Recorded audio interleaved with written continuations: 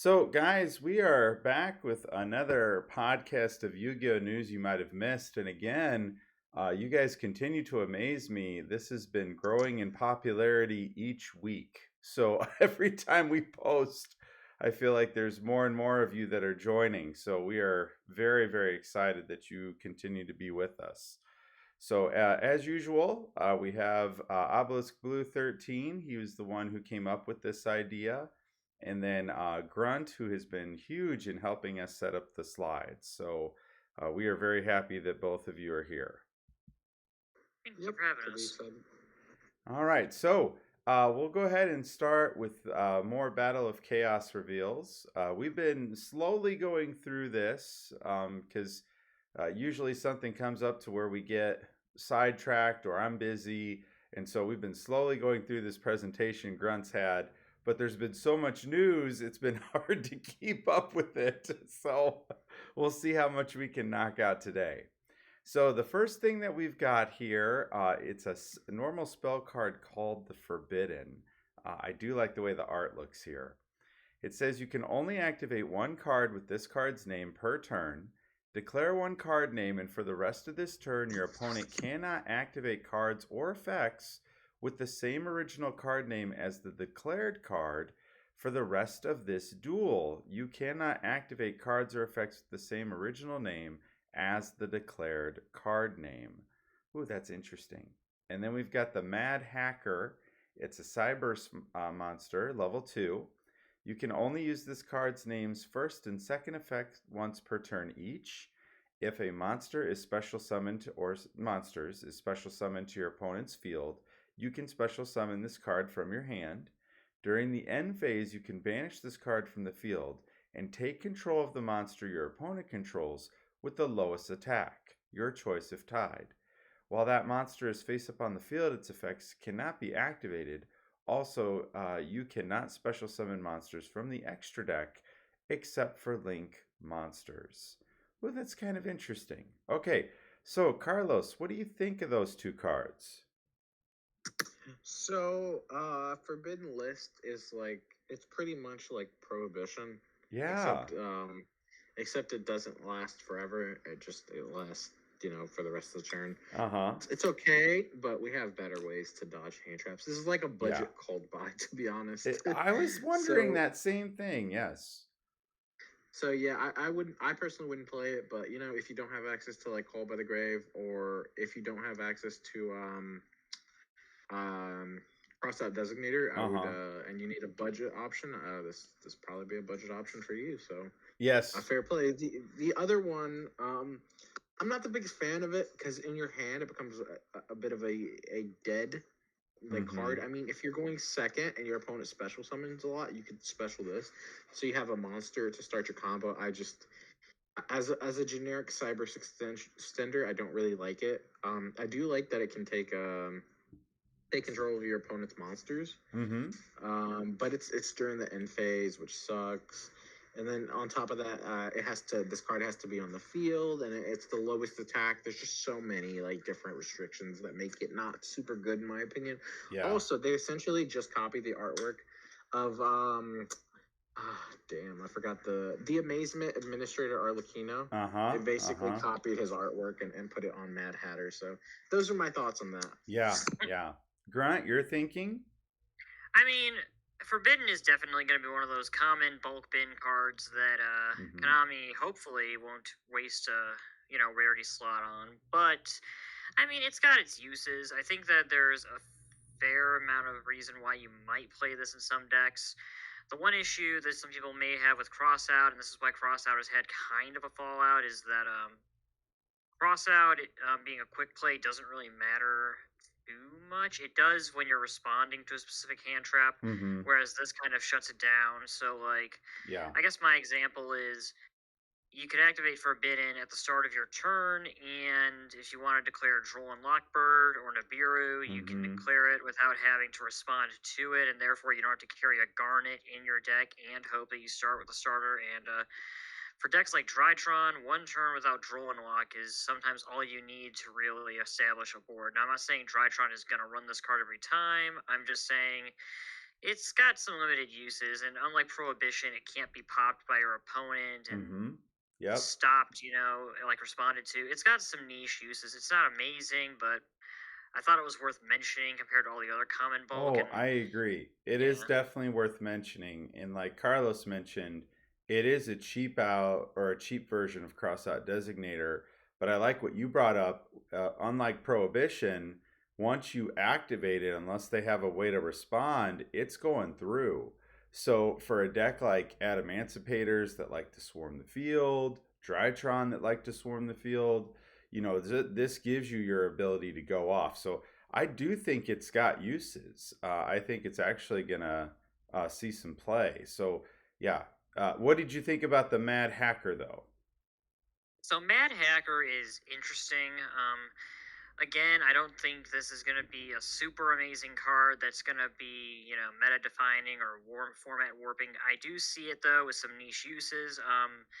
For starters, in a Cybers deck, if you happen to run a copy of this, as maybe you run one in your deck just as something to keep searching. There is a lot of searching in Cybers. I could see them maybe adding this as like a final target or something if they got nothing else to search because they've exhausted some of the resources. Mm-hmm. The reason why I bring this up is because if your opponent Nibiru's you, it's a free special summon when your opponent Nibiru's you. So now you have a Cybers monster and you have the token from Mm-hmm. Nibiru. So it's Yeah. that's kind of a niche example of how you could try to recover with it.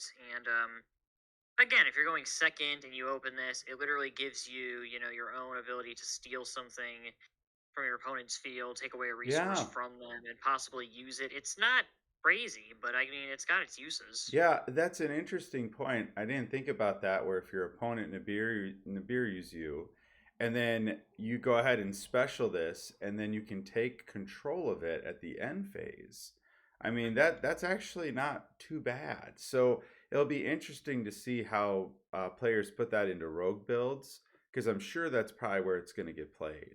So yeah, very interesting cards for sure. Okay, moving on now, we've got the Dark Dimension Warrior. This is a level 5 synchro monster. It requires one tuner plus one non tuner monster. You can only use this card's first and second effect each once per turn.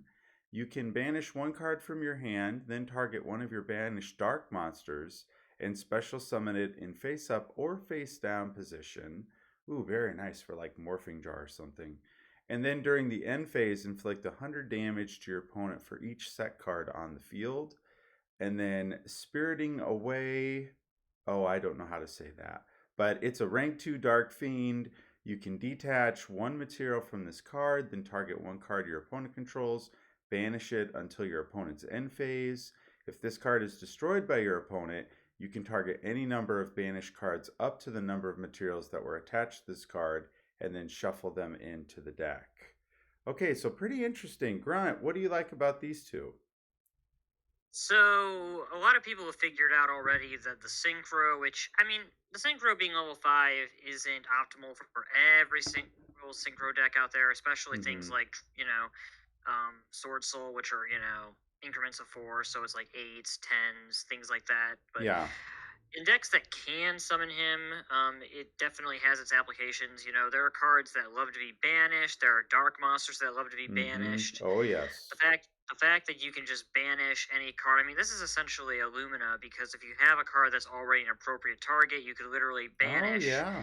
any dark monster in your hand and then bring that back. And I mean, I know that Shadow Mew's been talking about trying this in like a Chaos Metaphys build, Yep. which Mm-hmm. hey, it's crazy, but it does work kind of well in that theory. It's level 5. It's one of those cards I feel like where maybe we won't see it now, but it's only a matter of when Konami makes a decent enough engine that can tutor it out and a deck that can really abuse it. Because Yeah. banishing with dark monsters is pretty common, and I mean the last effect is just funny. It's no one cares about the burn effect. Everyone cares about the fact that you're able to essentially set up a monster from your banish zone and potentially banish something like a Necrophase for advantage. Right. Right. Carlos, your thoughts? I like it actually. I think it's a really good extender.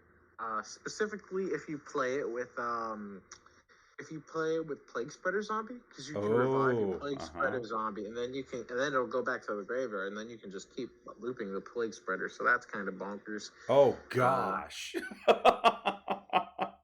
All right, keep going.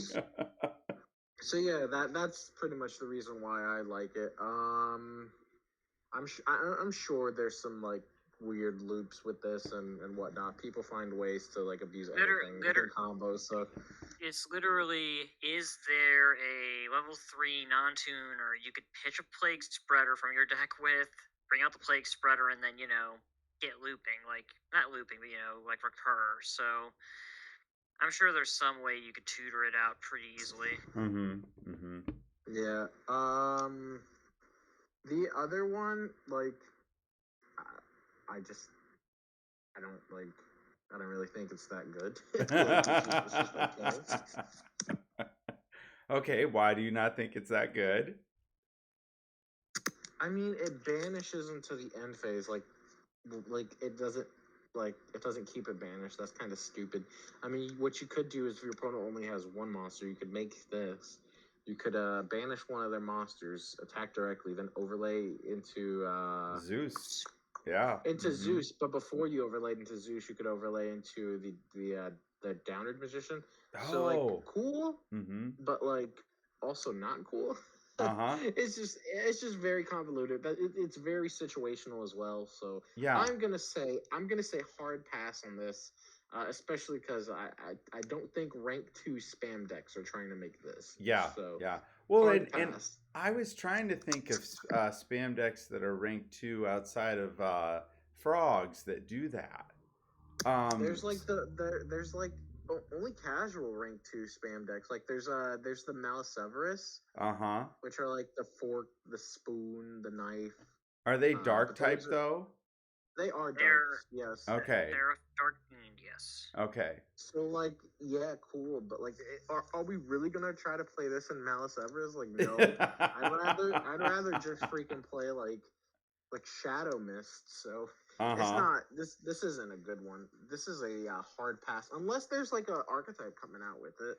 Yeah. We don't know, but I think this is just one of those weird one-offs that honestly is just a waste of space. I do think there are situations where if you can bait this, that like, because if they've got a killer monster on the field, and again, this is all situational on if you've got a level 2 deck that you're playing.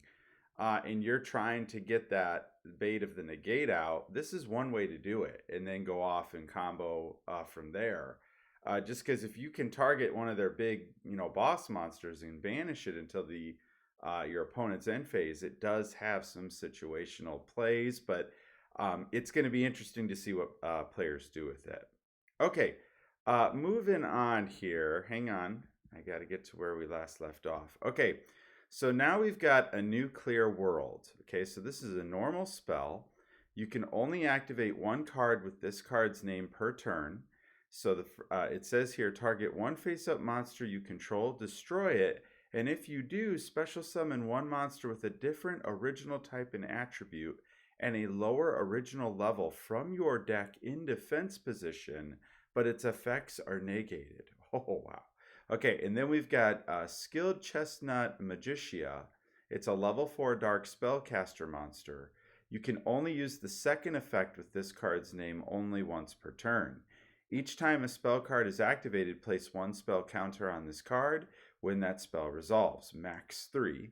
You can remove one spell counter from this card, then activate one of these effects. Increase this card's level by 1, and it also gains 1500 attack. It only starts with 3, so it's pretty low. Add one Karibo monster or multiply from your deck or graveyard to your hand. Okay, so that's where the effect really comes in. You're trying to get the adding there. So pretty interesting. I'm trying to see if there's any cards that go with this. No, it does not look like it. Okay, so Grunt, what do you think there? What do you like about those two cards? So, Nuclear World is, so funny enough, people are probably thinking, oh, is this Clear World support like from the GX era? And no, it's not. The kanji is different, and as far as I can tell, it's literally some sort of play on words to sound like nuclear, nuclear, nuclear. You kind of get the idea. So you're literally getting to pop your own monster, and as long as you're not missing timing, if that monster has any recurability on destruction, it gets that, and you get an extra monster on the field. So there are some archetypes where you could definitely splash this in Mm-hmm. and get some extra advantage, add I advantage agree. to the field. And not all decks are going to be able to use this. I've already been theorizing with Unchained, and the issue with Unchained is that if you start off your turn using Unchained effects, you're pretty much locked into Fiends, Yeah. which this kind of goes against that. But if you normal summoned one and there's theoretical approaches. Again, kind of like what I said with the Synchro, there are decks that could probably use this right now. But again, it's going to kind of, in my opinion, limit Konami's card design because it can literally let you summon any monster with a different type and attribute from your deck, which, hey, its effects are negated. But again, you could have a monster that's limited on the limited list, and maybe it has a grave effect, like that, or maybe you're going to summon a Plague Spreader from your Mm-hmm. deck, and then Mm-hmm. add that to summon a Howk. It's not crazy right now, but again, it's just such a generically applicable effect that it's going to be very good at some point in the future, I think. Oh, I think so too. Yeah. Carlos, your thoughts? I mean, it's cool. Like it can search some stuff. So like I think it'll see potential use in the future. To be honest, Mm-hmm. I think skill chestnut magi mashi. I'm not even gonna try to pronounce that and make Magician. I myself. think it is supposed to be Magician. I don't know. Okay, yeah, because all the other ones are called magician. Okay. Like skilled white magician, skilled dark magician. Anyways, it's cool inside a Karibo deck. I don't like.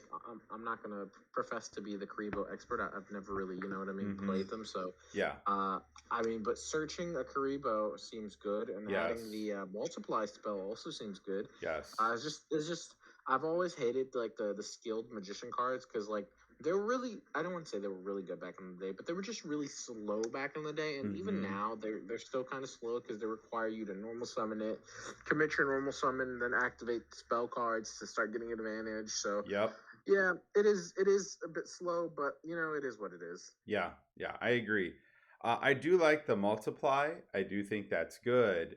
But yeah, it does seem to be on the slower end for me. So we'll see though, because if there's anything I love about duelists, they're always willing to experiment. Excuse me, sorry. Purdue just banged off a big play against Michigan Oh State. my gosh. Go Okay. boiler! Hey, I'm fine with that. Purdue represent. No, no Purdue. Okay, no. I'm a big Indiana guy, so I know that's crazy. Okay, so moving on, we've got this new fusion monster, Chimera. That's level 9. Three monsters with different names, so that's really easy to fuse. Oh man, I'm thinking super poly target right not, here. not gonna be super poly. No? Oh my No, gosh.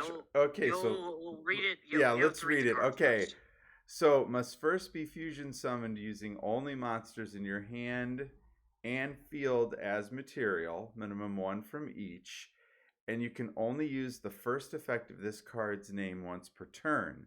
If this card is fusion summoned by a spell effect, you can draw cards equal to the number of monsters used as material from the hand. And if you do, destroy cards your opponent controls equal to the number of monster used as material from the field. Oh, this is awesome. Your opponent cannot target this card with card effects while you have a polymerization in your graveyard. Oh my goodness. And then we've got the, let's see, Flanderies, the Journey Preparations Quick Play spell. You can only activate one card with this card's name once per turn. Banished one winged beast monster from your hand or face up field. Add one Flanderies monster or field spell from your deck to your hand, and then you gain 500 life points. Okay, Grunt. Okay, so let me look at that summoning condition again. Using only monsters in your hand. And so when it says your hand and field, the your still applies to you, yes? Yes. So essentially, you're required to. And here's the thing: even if you could summon this using monsters on your opponent's field and not only your field, it does require your hand, and obviously Super Poly does not fuse from the hand. So yeah, no, this is not a Super Poly target. They made it abundantly clear they don't want this being used as a Super Poly target because of how it's designed. But it still has some niche applications. Again, you're able to replace whatever you use from the hand in order to get extra draws. You're able to pop things on the field. So there are some decks that could use this. It's not gonna be, again, defining, but like Fluffles, for example, already get a ton of advantage off of being used as fusion materials. So you could experiment with a copy of this in Fluffle, but otherwise, it's definitely not as crazy as people were hoping. Yeah. I mean, it's still good though. I like it. I do. Because the fact that you get to draw cards equal to the number of monster used as materials from the hand, and then you get to destroy your opponent's cards equal to the number of monsters used as material from the field, there's good uses here for this card. And I love the art. I think it looks so crazy how it's a mixture of all these different monsters from the game. Carlos, your thoughts? To be honest, I actually quite like this, and I'll tell you why I like this. I like it because you can use this with greater polymerization, and it has some pretty cool stuff that happens. So first of all, this card I like it because you get to, yeah, you have to use a lot of resources to commit to it, but they're generic resources. They can literally be anything. Yeah. And then on top of that, you get to draw the resources back. So you're basically Jeez. getting to cycle through your deck, and then you get to destroy cards. So I mean that's pretty good. And if you use greater polymerization says fusion summon one fusion monster from your extra deck using 3 or more monsters from your hand or field as material. And if you do, it gains this effects. This card cannot be destroyed by card effects. If this card attacks a defense position monster, inflict piercing battle damage. So instantly you get this big chimera monster, but then it can inflict piercing damage, or it can like protect itself from being Oh, is destroyed there a with card third effects. effect and I didn't see it? It where it does piercing? Greater Greater polymerization. polymerization. Oh, gotcha. Thank you. We got that in Lightning Overdrive. Okay, Yeah, okay. so what I'm saying is this card works really well with greater polymerization because you can basically make this and then make it so that you can't target this and then you can't destroy it by card effects. Oh, So your opponent would have to yes. summon a monster bigger than 3,300, which honestly isn't the easiest thing to do. So No, it's this not. is a pretty, yeah. This is a pretty good card. I quite like it. And it's awesome. Yes. I mean, Access Code does take care of this really clean, in fairness. Mm-hmm. But like, and people are gonna have easy access to Access Code pretty soon. But still, I think it's a really good target nonetheless. I agree. Flunderies and the Journey preparations. Man, I love this card mostly because Rabina is a 1-card starter, and a lot of the times when you don't open Rabina, you're like, crap, I'm kind of screwed here, right? And so if you can literally banish a card at Wing Beast to just get to Rabina, you're feeling really happy about that. And then and then it searches the field spell too if you already have Rabina, so you can go down different routes. Jeez, and then on top of that, you gain life points. So it's like, man, it's a searcher and it gains you life points, and it's a quick play spell, so you can use it in the draw phase to drop you can use it in the draw phase to dodge Droll, and you can also use it on your opponent's turn. So like, there's honestly there's nothing to not like about this card. This is a really good card, and I want 3 of it. Oh yeah, it's good. That's not even mentioning how all the little birds love to be banished just so they can recur themselves. So it's practically a non-existent cost unless your hand is really hard. And you can use the banished birds to chain block, so it's like you're literally losing nothing playing this card, and you're gaining everything. Flunderies, man, I freaking love that deck. It's so freaking cute.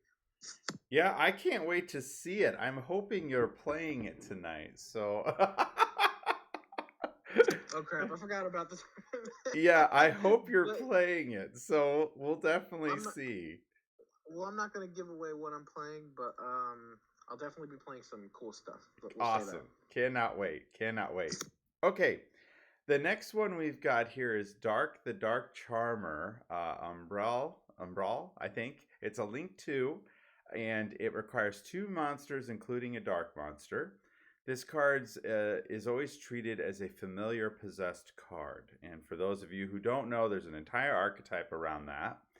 You can only use the first and second effect of this card's name each once per turn. You can target 1 dark monster in your opponent's graveyard and special summon it to your zone this card points to. If this link summoned card is destroyed by battle or is destroyed by an opponent's card effect while it's in the owner's monster zone, you can add 1 dark monster with 1500 or less defense from your deck to your hand. And then we have Top Share. It's a normal spell. You can only activate 1 card with this card's name once per turn. Take 1 card from your deck, reveal it, place it on top of the deck, and then your opponent takes 1 card from their deck and reveals it and places on top of their deck. Ooh, oh gosh. Okay, so Carlos, what do you like or dislike here? So, Dark is the best attribute in Yu-Gi-Oh! And whenever we got the Dark Charmer, it was always going to be the best of the Charmers. So it goes without saying that this is a good card. You can, being able to revive a Dark monster in your opponent's graveyard is kind of bananas, because Dark's the best attribute in the game. Yeah. So really, really good card there. Nothing bad to say about it. Love it. And it's probably going to get a Starlight. Top Share. Top Share. Well, because all the other Charmers have got Starlights. Yep, they have. Top Share, honestly, don't really not the biggest fan of it. Mostly because if you're going first and you activate it, you get to stack the top card of your deck, right? Yeah. But your opponent gets to stack their top card of the deck, so they literally get to get their starter card that they're missing. So it's trash, and you never want to do that. Yes. And then going second, you would have to wait 2 turns to see the benefits. So honestly, it's not good. It's quite not good. Yes, I agree. Please don't play this. Please don't. Okay, Grunt, your thoughts? I mean, in Top Share's defense, there are plenty of ways you could facilitate a card to let you draw 1 card after setting your top of your deck, and maybe that even gets in the way of your opponent doing it. I understand it's definitely not something you can just activate willy-nilly, but I think it's got application, so I will at least give it that much. Now, ignoring that, yes, I'm not even going to reiterate what you said about the Charmer, because all of that is true. We all knew as soon as they revealed the first Charmer, which I think was Fire, they did Hita first.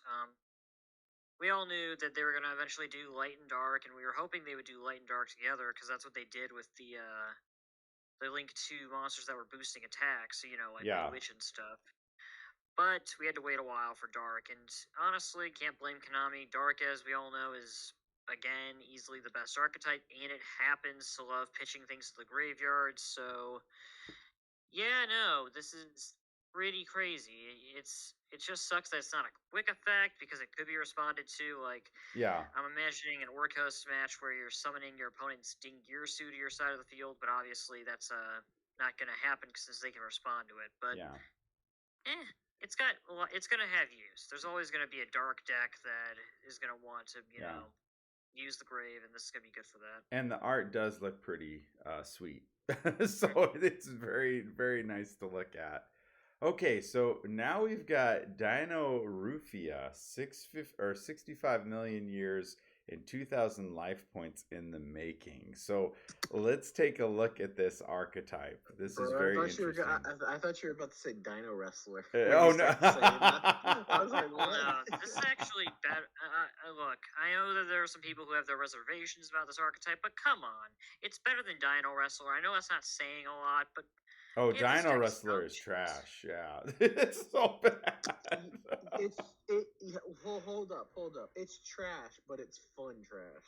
Here's the issue. Oh, it's terrible. Here's the issue. It is, but it's fun to play. Not every deck has to be meta. Like, some decks can literally just no. Fun. Look, outside of Pankratops, all Dino Wrestler did was gave an excuse for Konami to not print any more Goki cards, because the guy who played Goki decided Dino Wrestler was for some reason better than Goki. Which it's not. Goki is much better. I've tried to build fun versions of that. So Carlos, you're gonna have to send me your build, because I have tried multiple times because I've got so much of it in bulk that I would love to have something like in fun. tournaments or anything. I'm just saying, like I have like casual builds that I play against like Megan because like we're having fun, but Yeah. I wouldn't build it. Dino Wrestler is what I would build to play against somebody who's trying Right. to learn the game. Yes, I would never play it against an absolutely. actual Yes. opponent. Someone who you know is probably going to have a slower deck. And I really wish tournaments gave people that option where if you're doing a local, because at our local that we do, we allow kids to switch decks. And the adults that do come, they do that often if they're not going against somebody who's playing a meta deck because they don't want to just destroy the child in one turn, which I appreciate. And so they usually play something, much more low tech, and I appreciate that a lot. Taco Tony, DDDs are great for locals. Very fun. You can be competitive or casual with that deck. Okay, so looking at the Dinofuffia monsters here. So the first one here, it's a level 4 dark, and again, it's a dinosaur. So what's great about that is Fossil Dig ends up becoming instantly helpful for this deck. So you can use each effect among the 1 and 2 effects with this card's name only once per turn. If this card is normal or special summoned, you can set 1 Dinofuffia trap from your deck to your spell and trap zone. Then, if you have 2,000 or less life points, this card gains 500 attack. If this card is destroyed by battle or card effect, you can banish 1 trap from your graveyard, special summon 1 level 4 or lower Dinofuffia monster from your graveyard, except for this card. And then we've got Dinofuffia Diplos. It's a level 4 dark. And notice they're all dark here. You can use each effect among the first and 2 effects with this card's name once per turn. If this card is normal or special summoned, you can send 1 Dinofuffia card from your deck to the graveyard. Then if you have 2,000 or less life points, inflict 500 damage to your opponent. If this card is destroyed by battle or card effect, you can banish 1 trap from your graveyard. Special summon 1 level 4 or lower Dinofuffia monster from your graveyard, except for this card. And then we've got the fusion here. It's a level 6 dark dinosaur. It requires 2 Dinofuffia monsters with different names. You can use each effect among the 2 second and third effects with this card's name only once per turn. First effect, loses attack equal to your life points. Yikes. Okay, during the main phase, quick effect, you can pay half your life points, then banish 1 Dinofuffia normal trap from your graveyard. This effect becomes the trap card's effect when that card is activated. So I'm assuming Foolish Burial Goods is a definite for this deck. And then if this card is destroyed by battle or card effect, you can special 1 level 4 or lower Dinofuffia monster from your graveyard. And then here we go with the trap now. So Dinofuffia Domain. It's a normal trap. You can only activate 1 card with this card's name per turn. During the main phase, pay half your life points and fusion summon 1 Dinofuffia fusion monster from your extra deck using monsters from your hand, deck, or field as material. From the deck is really good, everybody. When your opponent activates a card or effect, if you have 2,000 life points or less, you can banish this card from your graveyard. You take no damage from your opponent's card effects this turn. That's really good because this deck is all about getting rid of your life points. So that's definitely a help for everybody. Then we've got Dinofuffia Stealth Bagia. I'm not sure. But it takes 2 Dinofuffia monsters, so just like the last one. You can only use the effects of the second and third effects with this card's name only once per turn. While you have 2,000 or less life points, you do not pay life points to activate trap cards or Dinofuffia monster effects. Oh, that's really good, especially for all the solemn stuff. When your opponent activates a monster effect, quick effect, you can inflict damage to them equal to that monster's equal to that monster's original attack. And if this card is destroyed by battle or card effect, you can special summon 1 level 4 or lower Dinofuffia monster from your graveyard. And then we've got Dinofuffia Alert. It's a normal trap. You can only activate 1 card with this card's name per turn. Pay half your life points for the rest of this turn. You cannot special summon monsters except for Dinofuffia monsters. Also special summon from your grave up to 2 Dinofuffia monsters whose total levels equal 8 or less, but they cannot declare attacks. Second effect, when your opponent activates a card or effect, if you have 2,000 life points or less, you can banish this card from your graveyard. You take no damage from your opponent's card effects this turn. Then we've got more traps here. We've got Dinofuffia Brute. It's a normal trap. You can only activate one card with this card's name per turn. Pay half your life points. Destroy both one Dinofuffia monster you control and one card your opponent controls.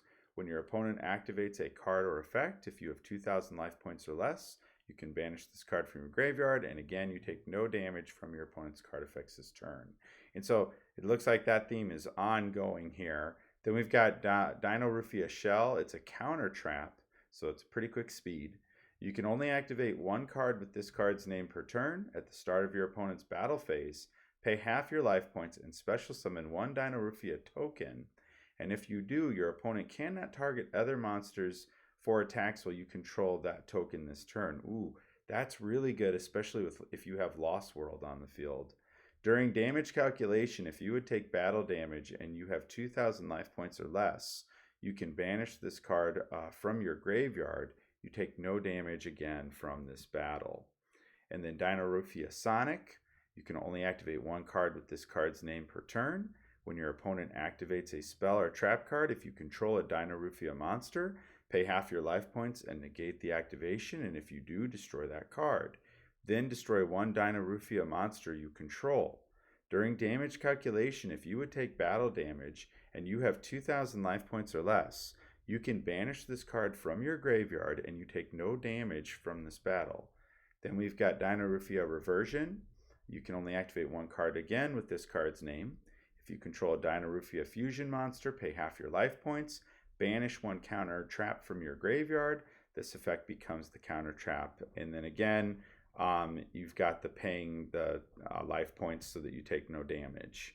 Okay, so now that we've gone through all the support here, Grunt, what are your thoughts? Do you like the deck, or is it way too situational? Look, so I'm going to be 100% transparent here. I love this deck. I think that the idea behind it is great. I like that it's finally an actual dinosaur archetype because we haven't had a... I'm not counting dinosaurs. We have not had a decent dinosaur archetype in a long time, and honestly, with all the amazing generic dino support we got over the years, I was kind of afraid we weren't going to get one for a while. And I know the glaring thing, and that is that this deck really sucks with the current time rulings. I understand that. I understand that, paying half your life points in the strategy kind of sucks. I'm not going to sugarcoat it. But I will at least admit that this is fun. I've been playtesting with this a lot. It's able to out a lot of things that your opponent can throw at you. It's just that if you end up getting caught in time, you might really get mad at your opponent if they decide to start slow playing. So it's not the most amazing deck ever, but I will say this right now, I would gladly pick up a cheap core of this deck versus some of the crazy hyper meta stuff that gets cycled out every set or two. So it's fun, it gets access to all the generic dino support, it works generically with cards like Solemn Judgment, which, I mean, hey, who doesn't like a deck that can do that? Counter fairies are fun. Yeah. So it's, I don't know.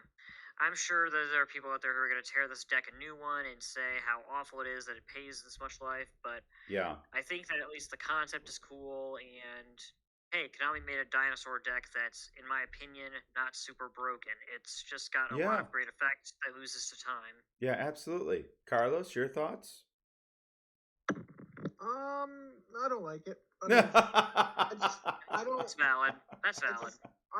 Don't get me wrong. I love the artwork. I think it's interesting concept-wise. I don't like a deck where your boss monster starts off losing negative 8,000 attack if you haven't done anything, and it's like, well, that's kind of dumb, man. Like, come on. Like, if it was just 4,000 beater, sure, but come on. It loses attack equal to your life points. So and ideally you want your life points to be 2,000 or lower. So ideally that would have 2,000 life points. Like, come on, man, that's not very strong. I don't like all the I don't like the cost of paying life points. I think they could have had a cooler gimmick. They just I do like how some of the traps protect you from taking like further damage, so you could like you won't like kill yourself. You know, I don't know. It's not for me. Yeah. Cool art, cool interesting concept. They just need something. They're just missing something to. That's what I wanted to put them back into to take them over the edge. Mm-hmm. They're just missing a card. What that card is, I have no freaking idea, man. Konami's the one who makes the cards. It's like you knew my follow-up question. I'm just saying, I don't know what they need, but they need something. Yeah. So looking at this, I already have some ideas. So, because this fusion monster is really good. The one that's stealth, because if you have 2,000 or less life points, you do not pay life points to activate trap cards. All the solemn cards are online, and to have 3 judgment, 3 strike, 1 warning, I mean that's pretty darn good. I mean scalding, I mean there's all kinds of potential there. And then I'm also thinking of that some of these traps get you a token out. And so if you've got a normal token, and I think it's a normal token, I'm going to have to go back and see. Okay, yeah, so it looks like it'd be a normal monster. So if I'm looking at that, and it's pretty interesting because that token has 3,000 defense. So if you've got Lost World on the field, you pop the token, or you attempt to, and then you start all your crazy baby interaction and then flood the field with other stuff. So I do think there's some potential here, but I'd really have to mess around with the deck to see if it would even work. Grunt, your thoughts? I mean, again, this is a card, not even a card, this is an archetype that benefits from, abusing traps that require you to pay life points. Yes. And those are a bit far and few between. But, I mean, again, there's niche uses in my opinion. It's just a matter of, what do you want to throw in?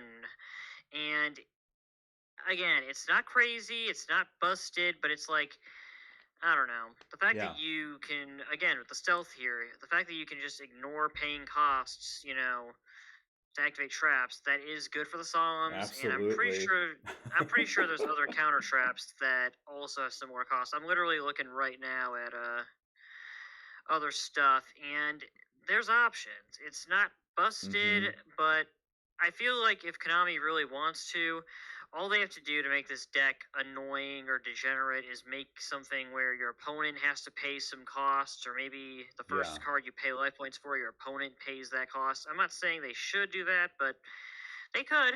Yeah. Oh, and they could. They totally could. They could. I think there is uses here, and I am excited to at least try it just to see if I can get it possibly working in the way I'd like to. But I just feel like Carlos had said, though, man, being at 2,000 or less life points, dangerous. I mean, that is really, really scary to think about. Because you just need a few burn cards and you're already in trouble. So it's interesting, and I'll be curious to see what Duelists do with it. Okay, so moving on now, we've got the 25th Anniversary Ultimate Kaiba set. Love the name. I think that's pretty neat. So let's take a look at what they're offering here. So we've got Attack Guidance Armor. It's a normal trap. You can only activate 1 card with this card's name per turn. When a monster declares an attack, activate one of these effects. Destroy the attacking monster. Target 1 monster on the field other than the attacking monster. Change the target to that target and enter damage calculation. Ooh, that's interesting. I kind of like that, making 2 big guys crash into each other. Life Shaver continuous trap here.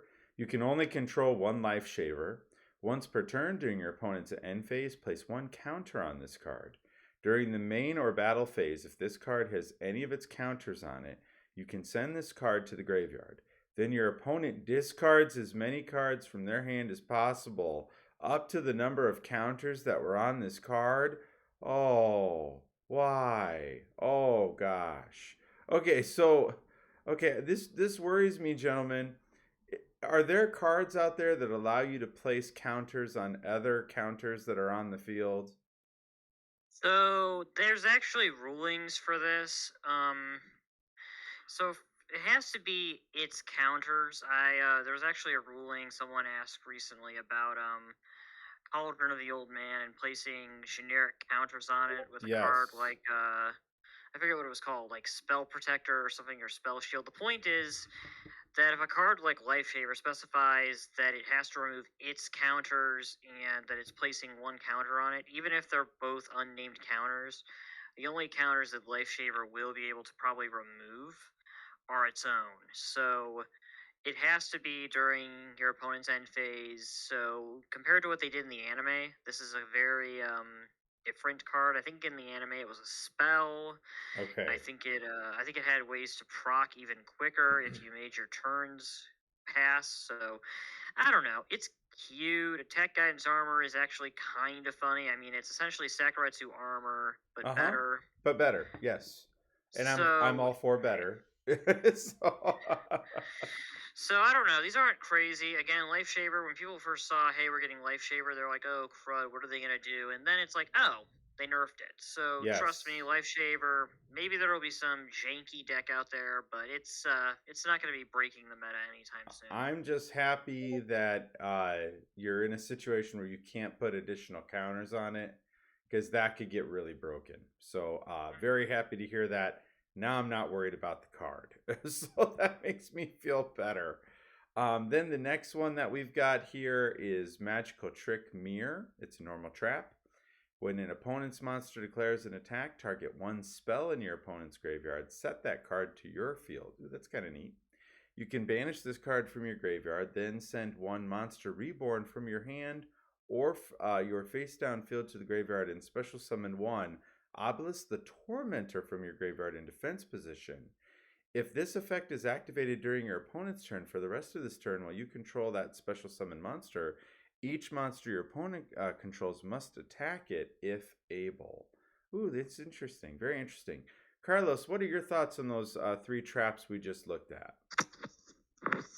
I don't know. They're just kind of like Yu-Gi-Oh has this thing where a lot of the times they like to print cards that do stuff, but they don't really they don't further the current game. Yes. And they're not really gonna be used in like any decks.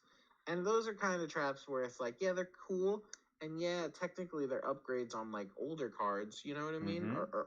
Or like it's like Grunt said, it's better than Sakuretsu, but like it's like, is it gonna be played? Like, yeah, probably not. Yeah, because we're in a time where like by the time people even get to activate your battle trap, you're like, you already set up the negate, and you know what I mean? And yes, it's like it's crazy. absolutely. They're gonna like for battle traps to really come, and this is going on a bit of a rant, but for battle traps to well and truly come back into the game, there's gonna need to be a card that like your opponent can't respond to the activation of trap cards.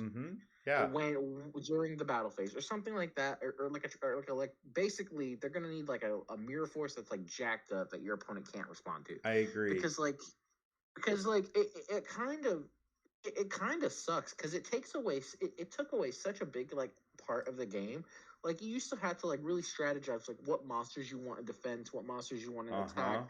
You know what I mean? Now it's like basically spit out your whole board, summon your negates, and you don't care about the battle trap. Now it's just it's more like it's more aggro and less control. And I wish they came out with a card that would make all these battle traps actually relevant. Yes, I agree. And if they could do that, they'd be good. And then in response to the other trap, the Magical Trick Mirror, like it's good. You could in theory steal your opponent's like Call by the Grave or Cross Out Designator or something like that. You know, if you're playing the mirror match, you can steal potentially their starters, so that's good. The second effect is really situational. Like I basically don't even read that second effect because like who the heck is playing Obelisk? Unless you're playing an Egyptian god deck, it's not coming out. So that second effect is kind of meh. But the first effect, does it make it worth playing? Honestly, probably not. Again, because it's a battle trap, and like Yeah. battle traps just aren't it anymore. It's and too slow. Yeah. Exactly. Like they've printed Mirror Force like almost like 4, 5, 6 different versions, and each version's better, but it's just not. They're not getting played. You know why? Yeah. Battle traps are dead, and we're gonna need to have something where we're gonna need to have a card where battle traps come back, because that's a big thing that the game's been missing for several years now. I agree. Grunt, would you agree with Carlos's thinking on traps there? Oh yeah, 100%. I mean, not only are there cards that are immune to destruction nowadays, let alone other effects. It's just a matter of being too slow. Why remove cards by battle when you've got cards that you can run like Debiru that can remove them without having to attack and, get over non-targeting, get over non-destruction. And yeah, it's just, that's the entire mindset here. And these are cool. I mean, I like these cards because it's literally, hey, look, guys, remember this? This was in the anime. Yes, and I do like that it's a throwback for collectors. So, and with it being the 25th anniversary set, I can see why they're bringing these cards in, but it would have been really neat, like what Carlos is saying, if they could have made them relevant. That would have helped. I mean, or Magical Trick Mirror does have some relevance, but it's just so slow, especially being a battle trap. That's difficult. Okay. Yeah, no, 100%. Moving on here, I am excited about this because you guys know, if you have been watching the channel for a long time, that I am a big water deck person. So that's where I started with Yu-Gi-Oh! I started with water, and to see the Umi support here, I'm pretty excited. So this is going to be with Duelists of the Abyss, and so this comes out in the OCG here pretty soon. So our first one here is a level 7 water fish monster. It's Mega Fortress Whale. So you can only use the first, second, and third effects of this card's name each once per turn. If Umi is face up on the field, you can activate these effects. Your water monsters can attack directly this turn. Oh, that's just awesome. During your opponent's battle phase, quick effect, you can target one face-up monster that they control and destroy it. If this card on the field is destroyed by battle or card effect, you can take one water warrior monster from your deck or graveyard and either add it to your hand or you get to special summon it. Then we've got a level 4 Doom Kraken monster. It's an aqua water type. You can only use the first and second effects of this card's name each once per turn. If Umi is face up on the field, quick effect, you can target one water monster you control, except for Doom Kraken. In one monster your opponent controls, special summon this card from your hand. And if you do, return the first target to the hand. And if you do that, destroy the second target. When an opponent's monster declares an attack, you can return this card to the hand. And if you do, negate that attack. Then we have Electric Jellyfish. It's a level 4 water aqua as well. You can only use the first and second effects of this card's name each once per turn. You can send one Umi from your hand, deck, or face-up field to the graveyard and special summon one water monster from your hand. Oh, that's awesome. When your opponent activates a spell card or effect or a monster effect and Umi is face-up on the field, quick effect, you can negate that effect, and this card gains 600 attack and defense, so it would become a 2,000 beater. And then we've got Fish Sonar. It's a normal spell. You can only activate one card with this card's name once per turn. Add one level 7 or lower monster that is a water normal monster or specifically lists Umi in its text from your deck to the hand. Then if Umi is face up on the field, you can special summon one water normal monster from your deck. Ooh, so good. Okay, next we have Sea Stealth number 2. It's a continuous spell. You can only use the third effect of this card's name once per turn. This card's name becomes Umi while face up on the field or in the graveyard. That is fantastic. Your opponent cannot target water monsters you control with non-water monster effects. Wow. And at the start of the battle phase, you can special summon one monster that specifically lists Umi in its text or one water monster from your hand or graveyard in defense position, but destroy it at the end of the battle phase. Oh, I have so many thoughts going through my head here. All right, and then we have Kairyu Shin of the Reef. It's a normal trap. You can only activate one card with this card's name per turn. Send one Umi you control to the graveyard. You cannot special summon monsters until the end of the next turn, except for water monsters. Also, special summon up to 2 water normal monsters and or monsters that specifically list Umi in their text with different names from your hand or deck in defense position. Then, if your opponent controls a monster, you can special summon any number of level 6 or lower water normal monsters from your hand or deck. Wow. Oh my gosh. Okay, so let's just look at that so far. Carlos, what are your first impressions here? Pretty good support overall. I wanted to say I like the sea stealth number 2. Because we talked about the fairies and how they were getting the new structure deck and how they had the card that treated themselves as the sanctuary in the sky. Yes. In the I think that's what the fairy field spell is called. At least. Yes, it is. And we talked about how like they had the sanctuary in the sky, and the card that treated itself like it when it was in the graveyard. And I was like, wow, man, like just think of all the other field spells that they could do that with and just basically buff the decks infinitely. Absolutely. And Umi was definitely one of the ones. Like Umi's had like 10 versions at this point. Yep. Like no one plays the deck because it's so reliant on the field spell, and it's like if your opponent blows it up, it's like you're kind of screwed. Yes. This way, at least you can play like Foolish Burial Goods, and you can like dump this, and you can continue on with your plays. So that's really good. And then the trap card, like send Umi you control to the graveyard, like that kind of sucks, but yeah, but you get to special all those monsters. So I mean, think about that. You get to special summon any number of level 6 or lower water normal monsters from your hand or deck. It's just very interesting. The thing is, you're required to play the normal monsters, but at the same time, if you play like stuff like Unexpected Die and like Rescue Rabbit, and you summon 2 level 4 water monsters, you can then overlay into the Bahamut Shark, and then you can detach to summon a totally awesome. So at the very least, like now the deck has a way to bring out Toad, so like that's cool. That is.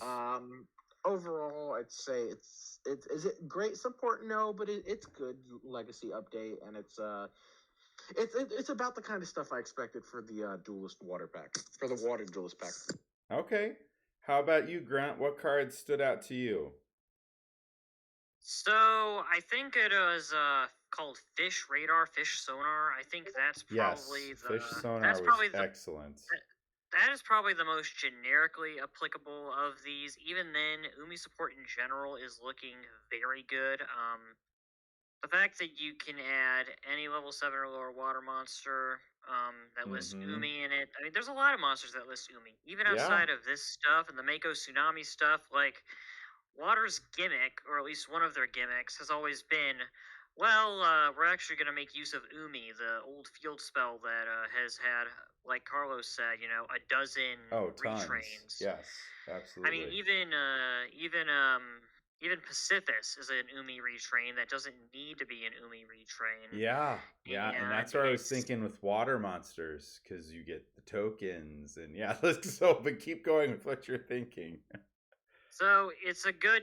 I just like this, I've literally been telling this to people in my messenger and a separate messenger, and I'm just like, Konami has been very kind to wind and water this year. I mean, yes, Dark, Light, and Earth usually get the bigger end of support, and then you occasionally get the other 3 attributes sprinkled in, but wind and water have especially been getting more, and we haven't even seen all of the water pack yet, and I'm really impressed because a lot of this stuff is already generically applicable, and even if you're not running a dedicated Umi deck, you could totally run a card that considers itself as Umi, like Legendary Ocean, and take advantage of stuff. Well, and, there is a card that it's I can't remember the name of it, but I remember the effect. Because I used it one time in a duel, and I completely blew up the guy's board. So there's a card, it's an old card, and it's not a hard once per turn, where you keep adding field spells to your hand, that say in its text this becomes Umi on the field. And what you do is use the card effect, and you get to pop something by sending Umi to the grave. And so literally I had that on the field, and then I kept drawing into the Umi cards by using, is it Marae of Greed, I want to say, the one where you put fish back in or something. It's just water, actually. You put water back. Water, that's it. Yes. You put 2 water backs to draw 3, and it's pretty dope. It was nuts though, because literally the guy's like, "Where did you come up with this?" I said, "I literally just read the card one day in bulk and thought, oh gosh, I wonder if I can make a deck around this."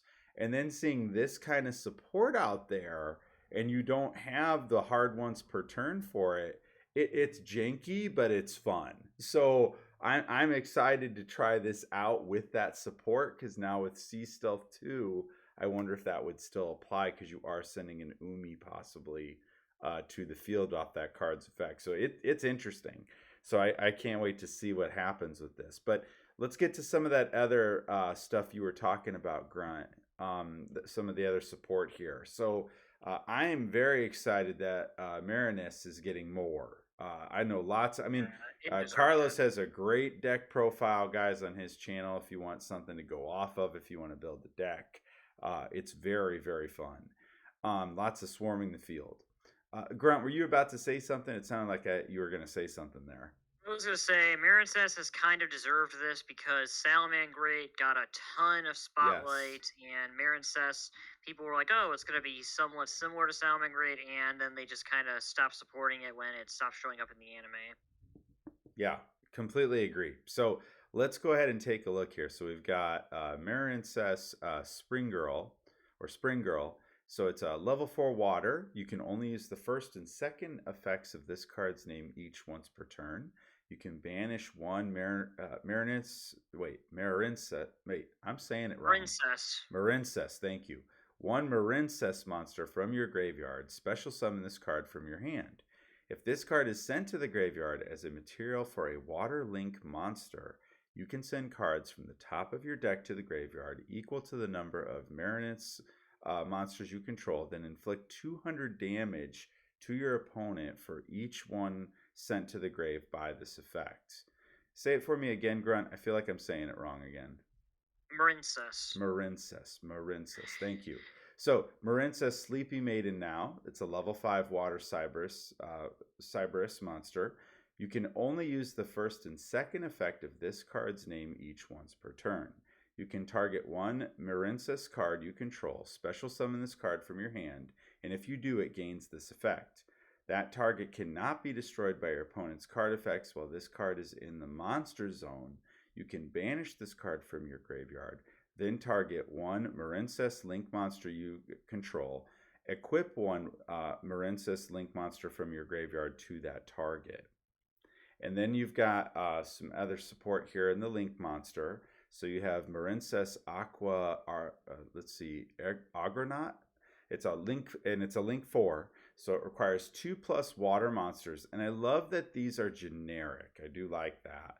Lots of the Marincess cards are like that.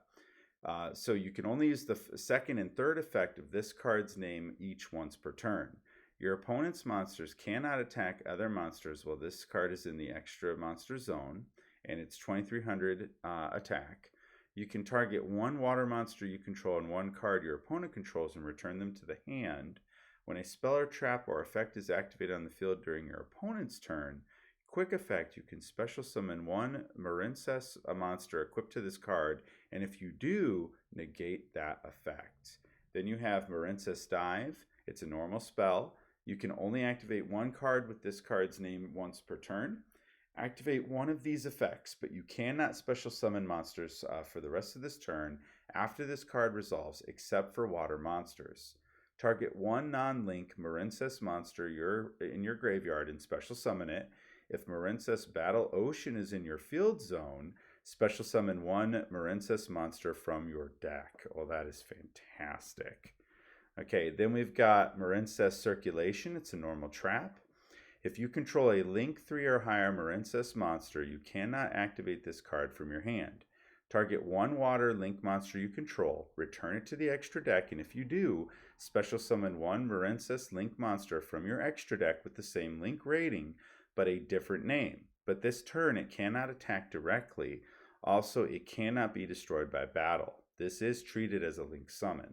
And then you have Marincess Bubble Ring. You can only activate one card with this card's name once per turn. When a monster declares an attack, negate that attack, and if you do, special summon one Marincess Crystal Heart from your extra deck or your graveyard.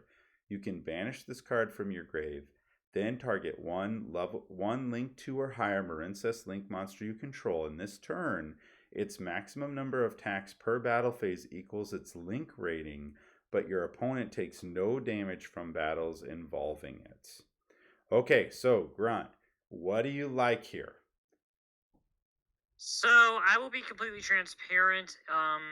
Compared to other Cyber decks, Marincess never interested me that much. Just because if I want to play a water deck, there are other water decks that just appeal to me more, and it does have kind of this weird battle focused style while also not being 100% battle focused. And obviously, I didn't include any of the Marincess stuff here, but one of their gimmicks is equipping monsters to their links using the field spell and being able to special summon them, gain additional attacks, or, and this is all good. We've got, some extra utility here with the spell here. You're able to, just get a generic, Monster Reborn, you're able to special summon from the deck if you need to. Because Battle Ocean is one of the cards you're going to start with, hopefully. And you've got what you need. It's definitely better. And I'm sure that someone who, like Carlos, who's actually built this and plays it and enjoys it, could explain better. But I don't know. For what the deck needs, this is definitely it.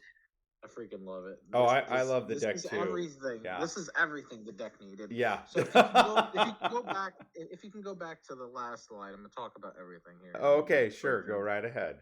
On why all this support is good, besides maybe the traps. Let's go. The traps not worth mentioning. Let's go get those monsters, right? Okay. So, Spring Yearly. I don't even know how to pronounce that. Spring Girl? Spring Girl, I think. Yes. Okay. Yeah. So I was trying to, because before this, all the original Marincess were named after actual marine animals. So I was trying to read it as if it was a marine animal, not just the actual thing. Oh, I get you. Marincess Spring Girl, right? Yes. You can banish. So first of all, it's a great extender, right? Then it foolish burials your Marincess. It can mill some of the Marincess stuff on top of your deck, and that's really good because there's several different Marincess stuff that you want in your graveyard. Like you want the seahorse in your graveyard. You also want the level 1 because it can special summon itself from the graveyard. So there's definitely some stuff you want in the graveyard. And if you mill a Marincess trap, you can add the trap back or spell. You can add the stuff back with your one of your other link 4s. So really, really good. There's a really good extender. Love this card. I think you're gonna play some of them for sure in this deck. Sleepy Maiden. I like it that it's another extender. Also, it's protection, which is really good because you play really, really big monsters, right? Yes. And if you target your link monster that's equipped with that's equipped with 3 and you have Battle Ocean, you're gonna have a 4,500 monster that can't be destroyed by your opponent's card effects while this is face up. So really, really good. And then on top of that, it's literally also an extender. So it's beautiful. You're playing this. Now let's go to the next slide and talk about the other stuff. And I think the link monster and the normal spell are fantastic, but I'll let you talk about them. Go ahead. They're so good. So one of the things Marincess lacks, it has link 4s. It didn't really have any link 4s that did a lot. This does a lot because it basically makes it so that your opponent has to attack this, and it could potentially go up to 4,500 with the field spells. So this is really good. And then on top of that, it can negate your opponent's spell and traps. That's really good. Yes. Marincess didn't have negation before this, so this is amazing. Also, this spell card is ridiculously good because one of the Marine Cess Link monsters can search spell cards, and previously you would only be allowed to search the field spell, right? Yeah. And if you drew into the one of the field spell, it became like your combo wasn't dead necessarily, but it was just kind of like, it's like, crap, now I'm not getting any advantage off this. Now, if you play this freaking spell, you're always going to have a target to search. Either you search the field spell like you would normally in the combo, or if you draw the field spell and not this, you can search this, and it's like amazing.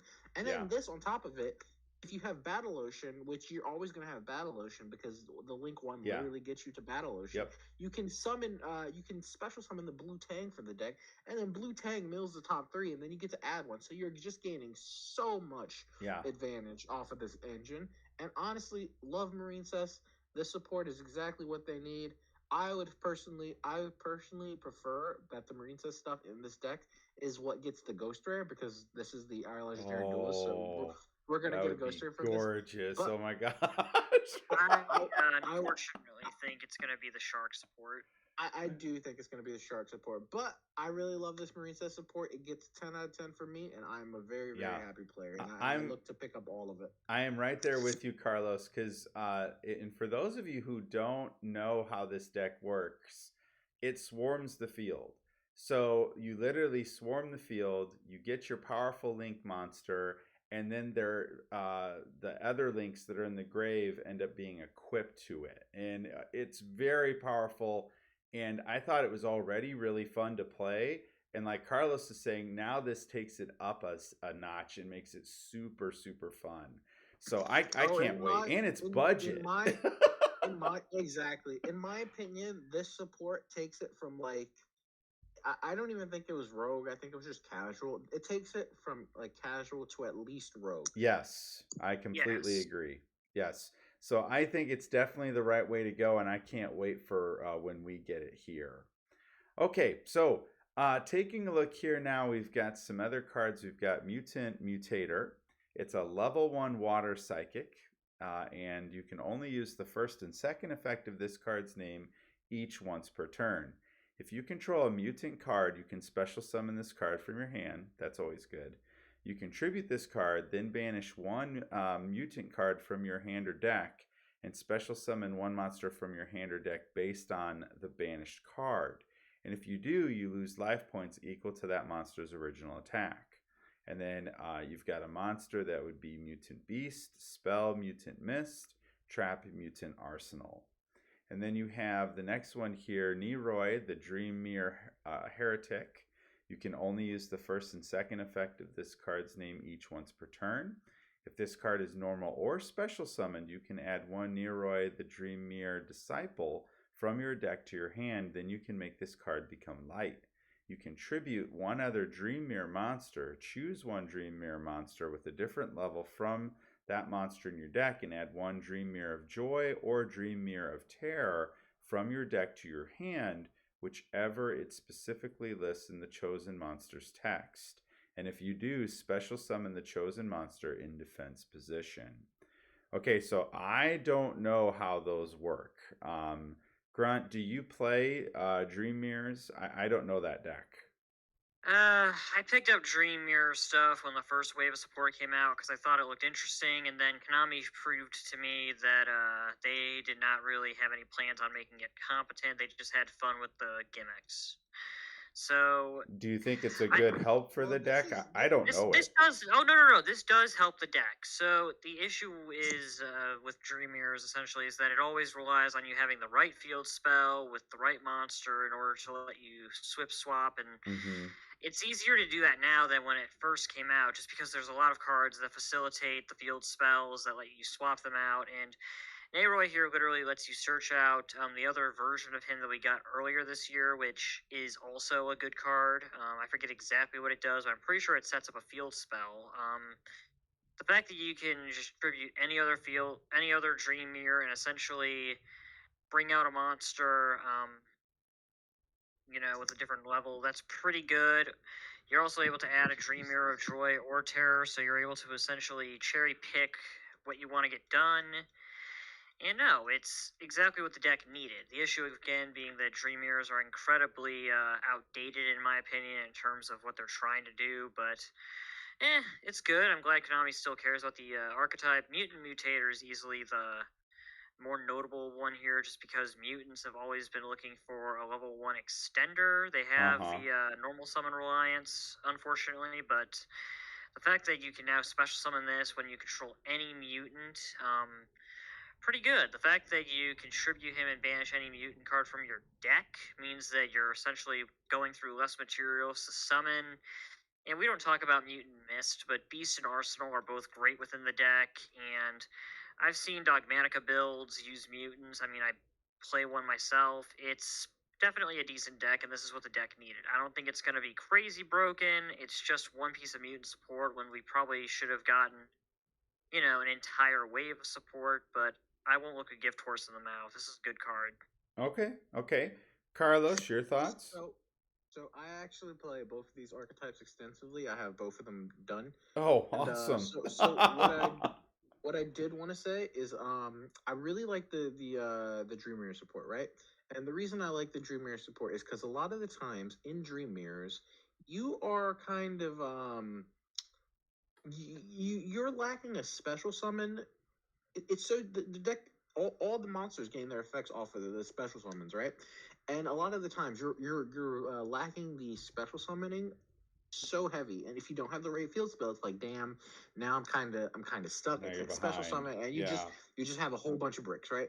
This basically solves that because you get the field spell and you get the special summon, right? So it solves like two of the main problems in the deck, right? Also, touchdown Purdue, let's go Boilers. So it basically solves the two biggest problems of the deck. So I really like it. It's not going to make the deck meta or anything, but it's definitely going to make it a nice little casual deck to play. Mutant Mutator, I've seen some absolutely broken combos with this deck, and wow. or with this card specifically. So I'm really looking forward to seeing what it does with mutants. And honestly, I'm pretty damn excited about this card. Wow. I don't know specifically. It's been a while since I watched the combo videos, but basically, I know that this card enables them to do some pretty disgusting stuff, and so I'm looking forward to it. Love mutants, and anytime you get a card that's an extender for an archetype, hell yeah. Also, I'm pretty sure not that you'd want to use it, but this also works with emergency teleport, so it's just another E-turn target Oh, for the yeah, deck. because it's a psychic. Yeah. It's Yes. also works for with one One for for one if you one. wanted to play Yes. that as well. So Oh, so it's like really having extra copies in your deck. That's awesome. exactly. So overall, both really good support, and I'm not going to complain. Awesome. Absolutely awesome. Okay, the next one we've got here, we've got Simorgh, Bird of Extermination. It's a level 4 Dark Wing Beast. You can only use the first and second effect of this card's name each once per turn. If you normal or special summon a Wing Beast monster or monsters during your main phase, you can reveal this card in your hand. Immediately after this effect resolves, normal summon one Simorgh monster. If this card is normal summoned, you can send one Simorgh monster from your deck to the graveyard, add one Simorgh spell or trap from your deck to your hand. While face up on the field, this card is also a wind attribute. And then you have Alice, Lady of Laments, and I'm sure Diablos is excited about this. It's a level 3 dark. You can only use the first and third effect of this card's name each once per turn.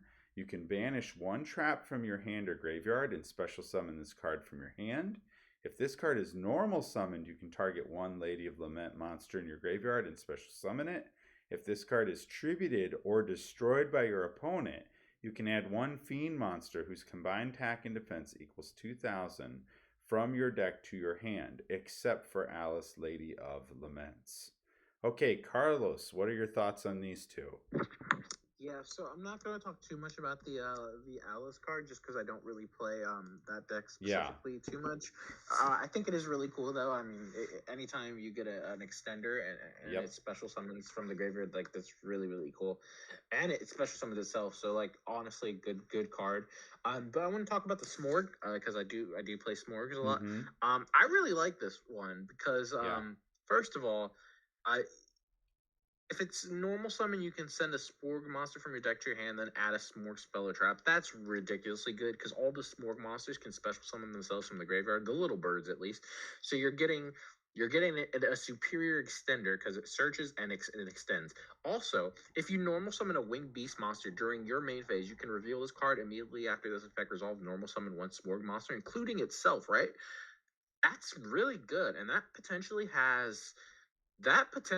allows you to mix Smorg with Flunderees. And so I'm thinking, and it's also treated as a wind attribute on the field, so you can get the double rise of the Mega Monarch effect. So I'm almost thinking like, hey, is there a Wind Beast kind of Smorg build in the future? Oh, Like that'd be really interesting. Yes, that'd and be so something. so Totally built honestly, that. honestly, I'm really excited to see like where Flunderees potentially fit into the mix with Smorg because of this card. Like it's just really awesome, and also the Flunderees boss monster allows you an additional normal summon of a card, not necessarily a Flunderees. So you could normal summon this off the Flunderees boss monster. So there's synergy all over the place with this, and I really like it. Awesome. Grunt, your thoughts? Well, Samorg has always been one of those decks that I've been looking at. I'm like, you know what? I know that you're not the best deck around, but you're still fun. And I love having a control / stun strategy.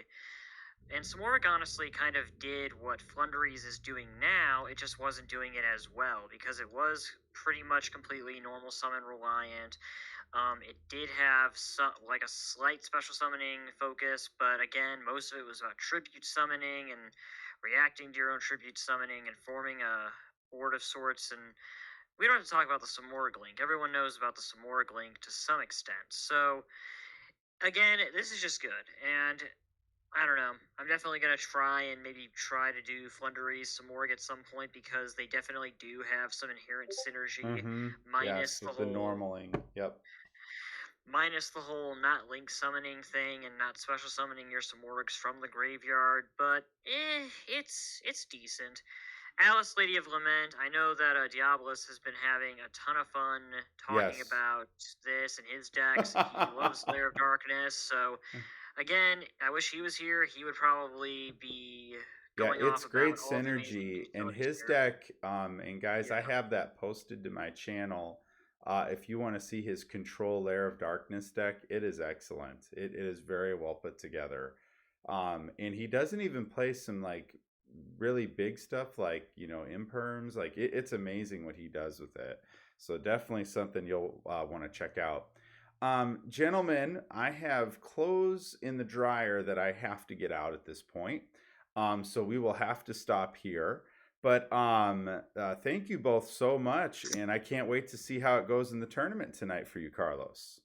For sure, and I have one last piece of one last thing I wanted to say before I go. Sure. Just wanted to say, boiler up and hail Purdue. Oh, you just had to put that in there. Yeah, and in my defense, I literally am attending Purdue right now. So. Oh, I did too, but I was still a hardcore Hoosier. I did not know that, Grunt. Where are you from? From Northern Illinois. I'm actually not at Purdue's campus, but I'm attending Purdue Global, so I am technically. Cool. Yeah, I did I'm not Purdue directly Cal. at Purdue, but I am. Yeah, I was up in Hammond. You have to. You're obligated to support Purdue sports now. So shout out Purdue. Well, guys, thank you again so much for watching, and we'll see you next time.